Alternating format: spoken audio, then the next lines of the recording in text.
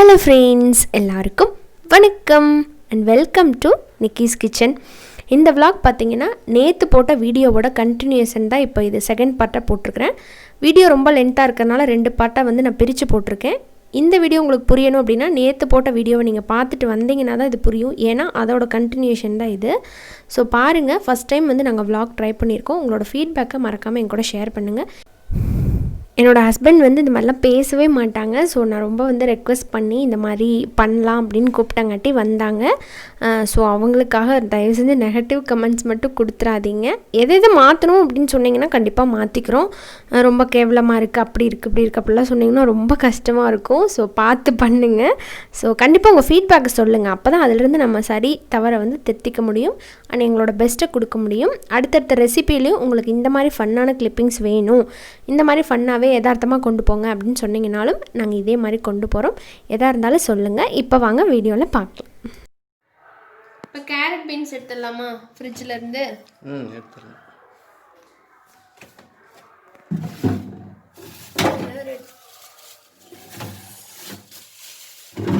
உருளைக்கிழங்கு போடலாமா வேண்டாமாங்க?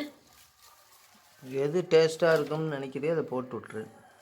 ஒன்று போடலாம். சௌரியா.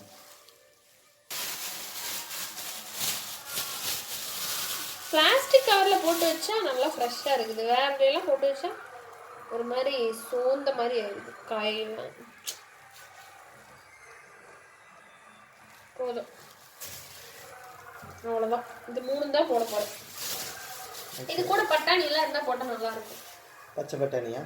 அது இல்லையே. அப்புறம் வந்து அவ்வளோதானே ஃப்ரிட்ஜில்?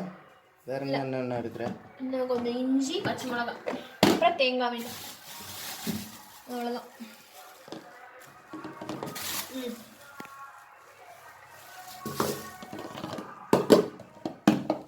இஞ்சி கொஞ்சம் சேர்த்து போடணும்.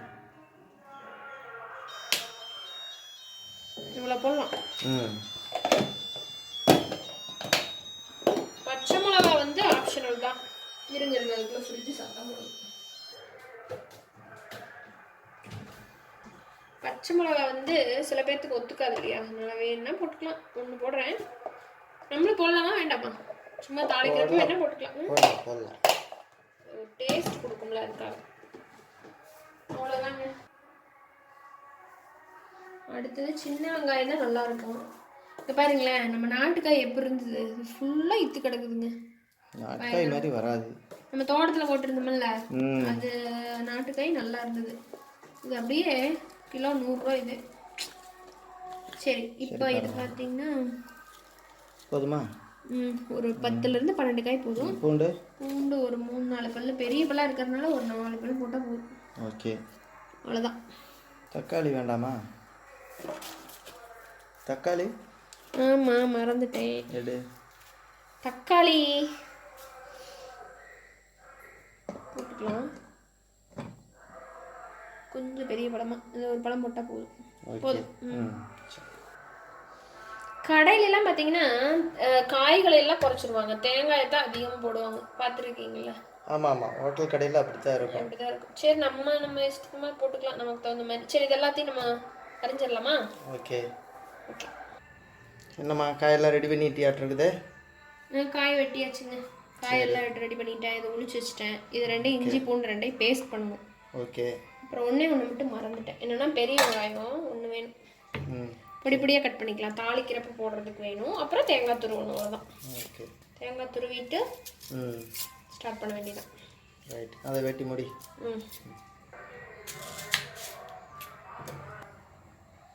சின்ன வெங்காயம் இப்போ 100 ரூபாய்க்கு விற்கிதுல்ல, நிறைய பேருக்குனால வாங்க முடியாது. சரி, அது இருக்கிறப்ப பெரிய வெங்காயம் கூட போட்டுக்கலாம், ஒன்றும் தப்பு இல்லை. அவ்வளோதான். இப்போ எல்லாருமே அது மாதிரி தான் யூஸ் பண்ணுறாங்க. பெரிய வெங்காயத்தை யூஸ் பண்ணிக்கிறாங்க. ரேட்டு குறைஞ்சா தான் சின்ன வெங்காயத்துக்கு போவாங்க. அவ்வளோதான், ரெடி. தேங்காய் பார்த்தீங்கன்னா இதில் ஒரு மூடி போடுறேன். ஒரு மீடியம் சைஸ் இருக்குமா, அந்த காய் இருக்கும். இதில் ஒரு மூடி தேங்காய் போட்டால் தான் சரியாக இருக்கும்.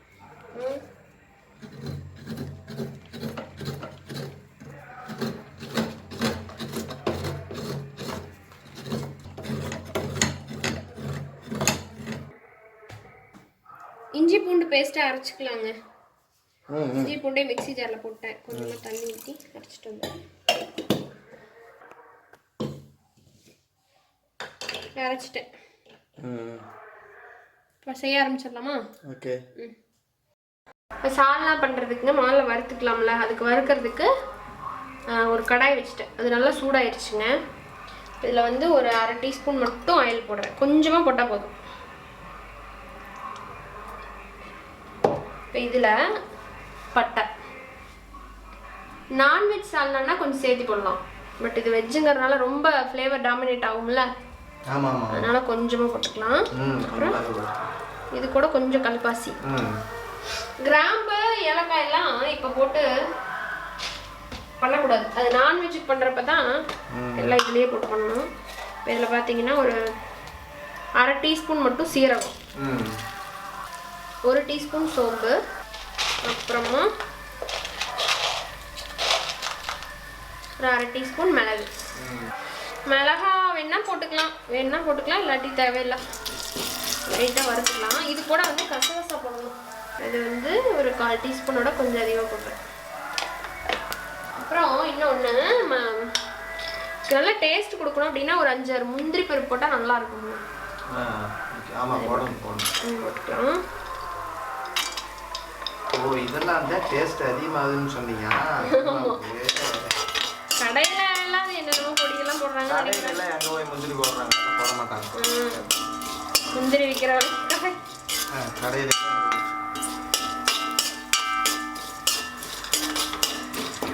கூட வேணும்னா மிளகா போட்டுக்கலாம், நான் போடலைங்க. இது கூட மல்லி கூட போட்டுக்கலாம், ஆனால் வந்து அரைக்கும் போது அது தரன்னு இருக்கும். அதனால மல்லி போடுறத விட மல்லி தூள் அப்புறமா போட்டுக்கலாம். இதெல்லாம் போட்டு நல்லா இது வாசம் வர்ற வரைக்கும் வறுத்துக்கணும். இப்போ வறுத்தாச்சுங்க, நல்லா வாசம் வந்துருச்சு. இப்போ இந்த டைமில் நம்ம வெங்காயத்தை போட்டு, சின்ன வெங்காயம், பெரிய வெங்காயம் இல்லை, சின்ன வெங்காயத்தை போட்டு அதையும் வறுத்துக்கலாம். வேணும்னா எண்ணெய் கூட இன்னும் கொஞ்சம் விட்டுக்கலாம், பட் போதும். கொஞ்சம் இது கூட கருவேப்பிலை எடுங்களேன், நல்லா போதுமா? போதும். தாளிக்கிறப்ப கொஞ்சம்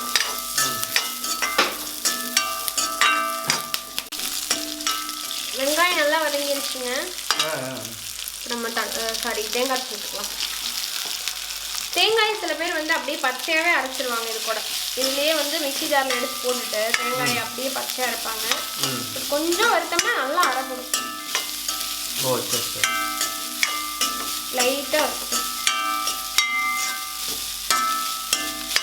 அது மிக்ஸி ஜாரில் போட்டுக்கணுமா? கொஞ்சம் ஆறட்டுமே. ஓகே. அப்படியே சும்மா கையில் ரஃப்பாக கட் பண்ணி போட்டுக்கலாம். சும்மா ஒரே ஒரு சின்ன பொட்டு தான். அதோட கொஞ்சம் வதங்க. இப்போ நல்லா வறுபட்டுருச்சு. இப்போ வந்து என்ன பண்ணலாம், ஒரு பிளேட்டுக்கு மாற்றிடலாமா?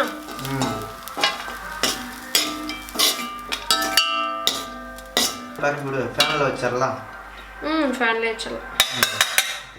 அரைச்சிட்டு வந்துடும்.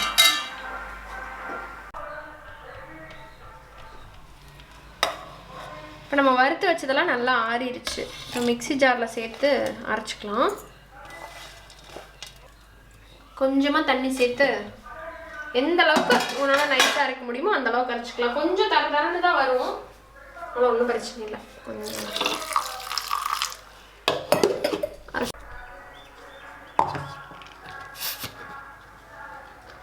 பார்த்தீங்கன்னா அரைச்சிட்டு வந்துட்டேன். லைட்டாக தரன்னு இருந்தால் தப்பு இல்லை. ஓரளவுக்கு உங்களால் எவ்வளோ நைஸாக அரைக்க முடியுமோ அந்தளவுக்கு அரைச்சிக்கணும். இப்போ சால்னா பண்ண ஆரம்பிச்சிடலாம். சால்னா வந்து குக்கரில் பண்ணோம்னா எல்லாம் தாளிச்சு விட்டு ஒரு விசில் விட்டா சரி. அப்படியே வச்சிடலாம். இல்லை, நீங்கள் தான் அடிக்கடி குண்டால தான் வெயி டேஸ்ட்டாக இருக்குங்க, வேறு ஏதாவது குழம்புலாம் எடுத்துக்கிட்டு. இல்லை வைக்கலாம்.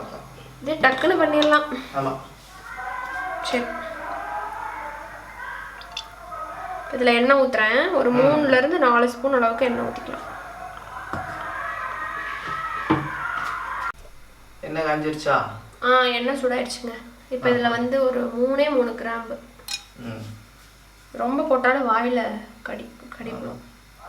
ஒரு அனாசி பூ, அப்புறம் 2 ஏலக்காய், கொஞ்சம் கல்பாசி ஆல்ரெடி போட்டு வறுத்து அரைச்சிருக்கிறோம், கொஞ்சமாக போட்டால் போதும். அப்புறம் பட்டை கொஞ்சம், அவ்வளோதான். இது கூட வந்து சீரகம் மறுபடியும் ஒரு 1/2 ஸ்பூன் அளவு போட்டுக்கலாம், 1/2 டீஸ்பூன். வேணுன்னா பிரியாணியில் போடலாம், அப்படி இல்லைன்னா விட்டுடலாம். எல்லாம் சேர்த்து மறுபடியும் ஒரு 30 செகண்ட் வந்து வதக்கணும். ஒரு இலையை போட்டுலாம், போடுங்க. இதில் வெங்காயம் போட்டா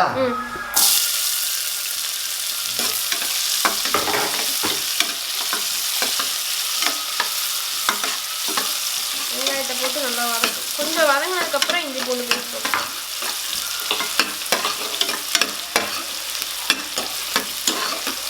கொஞ்சம் வதங்கட்டும். இதுக்குள்ள ஒரு கருவேப்பிலை போடலாம், நல்லா இருக்கும். நான் போடுறேன்.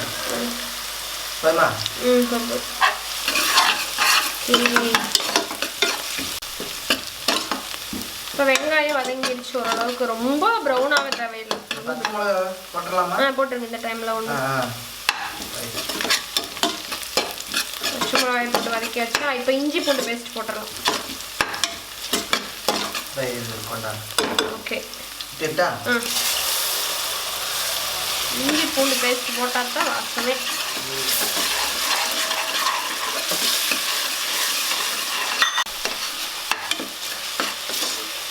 இஞ்சி பூண்டு பேஸ்ட் போட்டு நல்லா வதங்கிடுச்சு பாருங்க.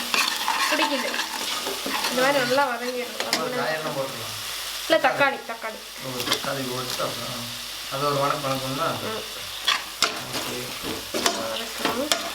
வதக்கிட்டு பொடியெல்லாம் போடணும். பொடிகள்லாம் பெண்டிங் இருக்குல்ல. இப்போ தக்காளி போட்டு வதங்கிடுச்சுங்க. மசியவே மாட்டேங்குது பாருங்க, தக்காளி கல் மாதிரி இருக்கு. ஓகே, ஓரளவுக்கு நாட்டு தக்காளி வெந்திருக்கு. நாட்டு தக்காளி எங்கே கிடைக்கும்? இப்போ இதில் ஒரு 1/2 ஸ்பூன் அளவுக்கு மஞ்சள் பொடி, அப்புறம் காரத்துக்கு தகுந்த மாதிரி மிளகாத்தூள் போட்டுக்கணும். சுருக்குன்னு வேணுமா, காரம் கம்மியாக வேணுமா? மீடியமாக இருந்தால் போதும். ஒரு 1/2 ஸ்பூன் அளவுக்கு, 1 ஸ்பூன் போட்டிருக்கேன், 1 டீஸ்பூன். அப்புறம் அடுத்துதான் மல்லிப்பொடி, மிளகா பொடி அது. மல்லிப்பொடிங்க. இங்கே வருங்க, இப்படி இருக்குது இந்த கலர்ல. கலரா காமிக்கிறேன் டிஃப்ரென்ஸ்க்கு. பரவாயில்ல, கண்டுபிடிச்சிங்க. இது வந்து கடையில் வாங்கின மல்லிப்பொடி, இது வந்து நம்ம அரைச்ச மல்லிப்பொடி. எப்படி அப்படின்னு கேட்குறீங்களா? எப்படின்னா, அது அந்த மிஷின் வந்து மிளகா அரைச்ச மிஷினில் தான் அரைச்சி கொடுக்குறாங்க, மில்லில். சரி, அதனால கலர் வந்து அப்படி இருக்குது. அதனால ஒன்றும் பிரச்சனை இல்லை, நல்லா தான் இருக்குது, டேஸ்ட்டாக தான் இருக்குது. இதில் பார்த்தீங்கன்னா ஒரு 2 டீஸ்பூன் அளவுக்கு போட்டுக்கிறேன். கூடவே நம்மளோட ஸ்பெஷல் மசாலா, நம்ம வீட்டில் அரைச்ச கறி மசாலா பொடி. இது ஆல்ரெடி வந்து மணக்க கறி குழம்பு எப்படி பண்ணுறது அப்படிங்கிற வீடியோவில் இதை வந்து நான் போட்டிருக்கேன். ஸோ டிஸ்கிரிப்ஷனில் லிங்க் கொடுக்குறேன், மக்களே என்ன பார்த்துக்கோங்க. இது ஒரு 1/2 டீஸ்பூன் அளவுக்கு போட்டதுக்கப்புறம் எல்லாத்தையும் நல்லா கலந்து விட்டுறலாம்.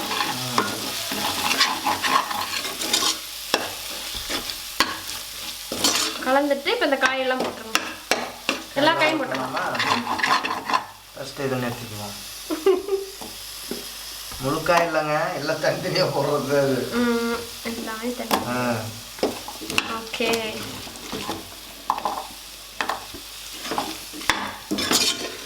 எல்லாம் போட்டு உங்ககிட்ட இந்த கரம் மசாலா பொடி இல்லைன்னா கடையில் வாங்கின கரம் மசாலா இருந்ததுன்னா 1/2 டீஸ்பூன் மட்டும் போடுங்க. ஏன்னா அது வந்து அதோட ஃப்ளேவர் வந்து ஜாஸ்தியாக இருக்கும், அதனால இதில் வந்து ஃப்ளேவர் கம்மியாக தான் இருக்கும். சரி, இந்த மசாலா இப்போ ஊற்றிடலாம். ஊற்றிடலாமா?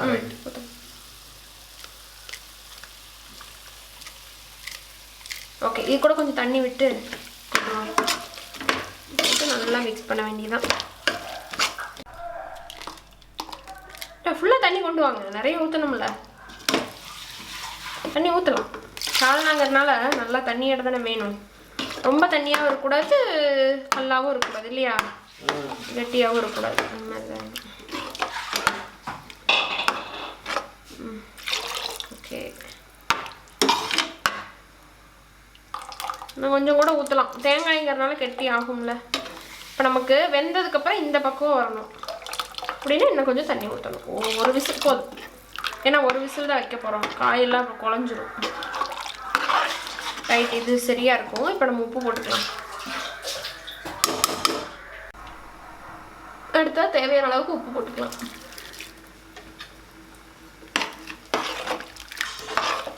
ஒரு கிளறிட்டு மூடி போட்டுற வேண்டியது. கரெக்டாக ஒரு விசில் வைங்க, அதுக்கு மேலே வச்சிங்கனாலும் காயெல்லாம் ரொம்ப குழஞ்சிரும், நல்லா இருக்காது. ஒரு விசில், ஹை ஃப்ளேமில் வேண்டாம், ஒரு மீடியம் ஃப்ளேமில் ஒரு விசில் வைக்கலாம்.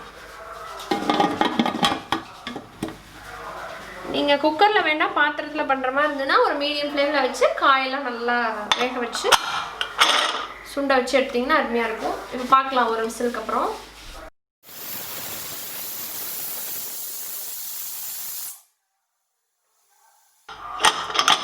இப்போ ப்ரெஷர் ரிலீஸ் ஆகிடுச்சு, ஓப்பன் பண்ணி பார்க்கலாம்.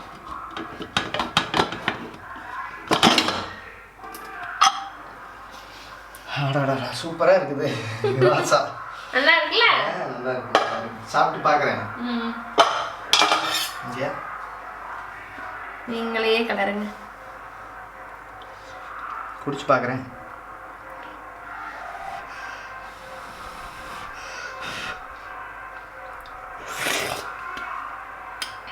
செம்ம டேஸ்ட்டாக இருக்குது, பயங்கர டேஸ்ட். காரம் உப்பு எல்லாமே இருக்குது.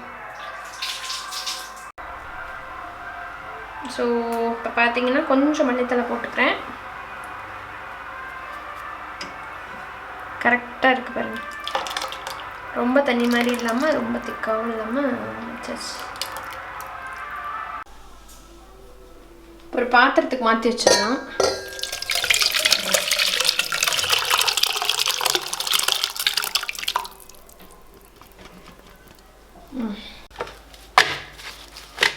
பரோட்டா ரெடி. சரிங்க, உங்கள் பரோட்டா ரெடி. என்னோட சால்னா எப்படி இருக்குன்னு பார்க்கலாம். சால்னா வை. சால்னா ஓகே, இதை வந்து ஒரு குண்டால் வச்சு வைக்கட்டுமா? ஆமாம், ஒரு கப்பில் பாத்திரத்தில் ஊற்றுறேன். டேய்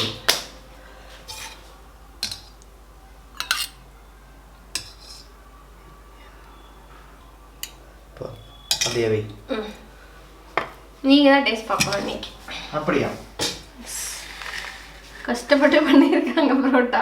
ஓகே, ட்ரை பண்ணி பாருங்கள்.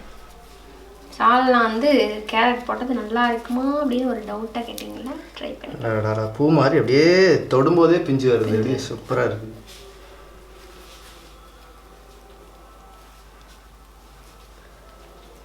நீ சாப்பிடு ஃபர்ஸ்ட், நீ சாப்பிடு. சாப்பிடு. எனக்கு வேண்டாம், எனக்கு வேண்டாம், நீங்கள் தான் நீங்கள் தான் பயங்கர டேஸ்ட். புரோட்டாவும் நல்லா இருக்குது, சால்னாவும் நல்லா இருக்குது, பயங்கரமான டேஸ்ட்டு. இன்னொரு வா எடுத்துக்கிறேன். ஷூர்.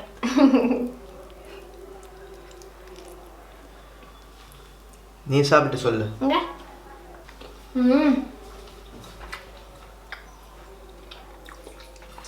செம சூப்பராக இருக்குது. ஓகே, இதே மாதிரி செஞ்சு பாருங்க, அருமையாக இருக்கும். கண்டிப்பாக மறக்காமல் இதே மாதிரி சுங்கநம்ம சொன்ன மாதிரியே நீங்கள் ஃப்ரீயாக இருந்தீங்கன்னா இதே மாதிரி ட்ரை பண்ணிவிட்டு எப்படி வந்துச்சு அப்படின்னு சொல்லுங்கள்.